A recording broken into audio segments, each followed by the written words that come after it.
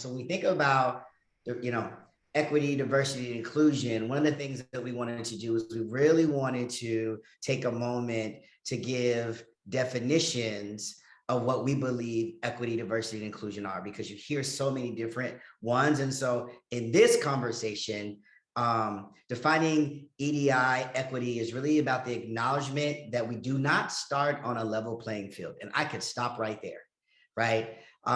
You hear these terms of equality, you hear these terms of equity, but in order for us to get equity, we have to acknowledge the fact that everybody is starting from a different space.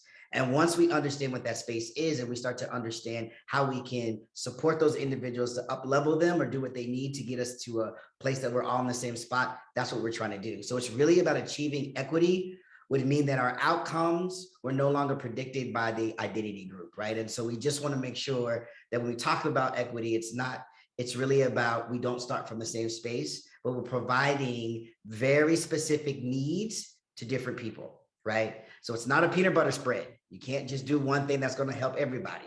Different people have different needs, and we wanted to share that with you. Next slide. So then when we go to what is diversity, I always say diversity is differences at the core of what it is. It's the fact of human difference. It's the mix. It's the identities that are present. It's a mix of identities present that does not automatically result in equity. I think there are times when people think, well, we have so many different people at the table. Just because we have people at the table doesn't mean that we are being equitable, right? Because like we said, different people start at different levels. Having different people at the table at different levels does not equate equity, right? And so whenever two people are present, that's what diversity is all about. But not every aspect of our mix of identities has the same impact. So one of the things that I would say is, like, I am short, right? I am 5'3". That is who I am. That's part of who I am from a diversity perspective, right? But me being a Black man weighs more in what we're trying to drive than me being short, right? And so those are the different things that we have to understand, that the difference in our race is more important than our differences in our height or in our color, right? And so we just wanted to share a little bit about what the diversity conversation looks like. And then the next piece is really about inclusion. And I really like this definition is, inclusion is about decision-making and the willingness to actually change policies, protocols, and practices.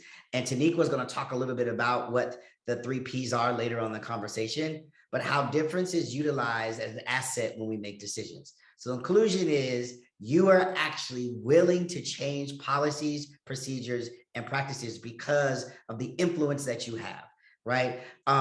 I love this piece. It says, measuring inclusion is about people from non-dominant and target identity groups self-reporting that their contributions were considered.